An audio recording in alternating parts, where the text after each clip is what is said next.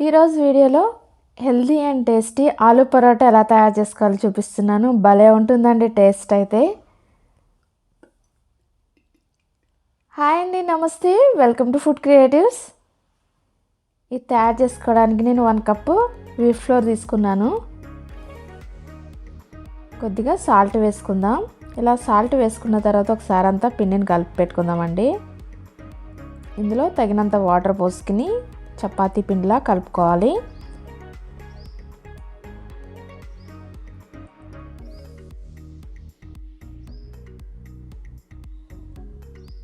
మరి కాస్త వాటర్ పోసుకోవాలండి. ఇలా సాఫ్ట్గా కలుపుకున్న తర్వాత ఇక్కడ నేను కొద్దిగా ఆయిల్ స్ప్రింకిల్ చేస్తున్నాను. మూత పెట్టేసుకుని ఒక 10 మినిట్స్ పాటు పక్కన పెట్టుకుందాం. ఇక్కడ నేను 2 ఆలుగడ్డలు తీసుకున్నానండి, వీటిని ఉడికించుకోవాలి. అలానే నానబెట్టి పెట్టిన బఠానీ 1/3 తీసుకున్నాను. ఇందులో వాటర్ పోసుకుని ఉడికించుకోవాలి.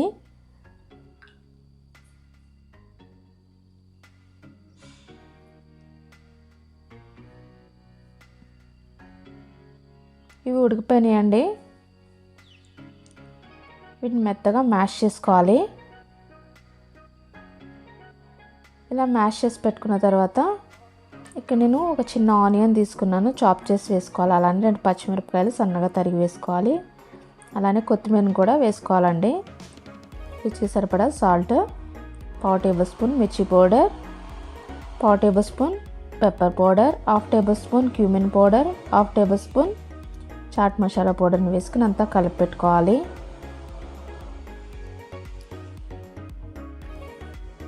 కర్రీ ప్రిపరేషన్ అయిపోయిందండి. మనం ఆల్రెడీ పిండి కలిపి పెట్టుకున్నాం కదా, దీన్ని 2 భాగాల కింద డివైడ్ చేసుకుందాం.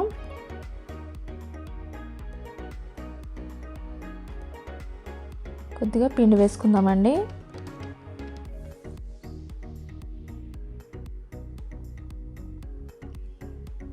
దీన్ని మరీ చపాతీలా కాకుండా కొంచెం దలసరిగా ఒత్తుకోవాలి. ఇక్కడ నేను 2 టేబుల్ స్పూన్ వరకు స్టఫింగ్ పెడుతున్నాను.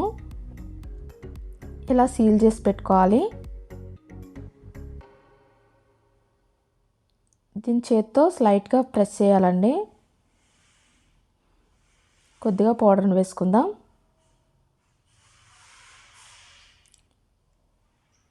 ఇలా పౌడర్ వేసుకున్న తర్వాత దీన్ని చపాతీలో ఒత్తుకోవాలి. మరీ థిన్గా కాకుండా థిక్గా ఒత్తుకోవాలి. ఇలా ఉండేటట్టు చూసుకోండి. స్టవ్ పైన కడాయి పెట్టుకుని మనం ఆల్రెడీ తయారు చేసి పెట్టుకున్న చపాతీని కడాయిలో వేసేసుకుని దీనికి కొద్దిగా బటర్ అప్లై చేద్దాం. దీన్ని లో ఫ్లేమ్లో పెట్టుకుని మాత్రమే రోస్ట్ చేసుకోవాలండి. థిక్గా ఉంది కదా, లోపల వరకు వెళ్ళి రోస్ట్ అవ్వడానికి టైం పడుతుంది. మన సైడ్ బాగా రోస్ట్ అయిపోయింది. దీనిపైన కొద్దిగా బటర్ వేద్దాం. ఇలా బటర్ అంతా అప్లై చేసుకోవాలి. దీన్ని ఫ్లిప్ చేద్దామండి.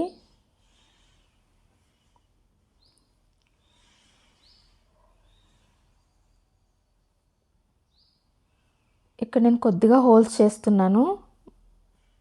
ఇలా హోల్స్ పెట్టుకున్న తర్వాత కొద్దిగా బటర్ వేస్తే లోపల వరకు వెళ్ళి టేస్ట్ చాలా బాగుంటుంది.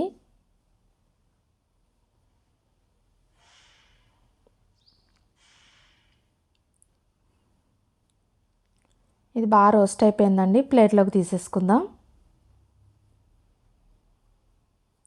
మిగతా వాటిని కూడా ఇలానే రోస్ట్ చేసి పెట్టుకోవాలి.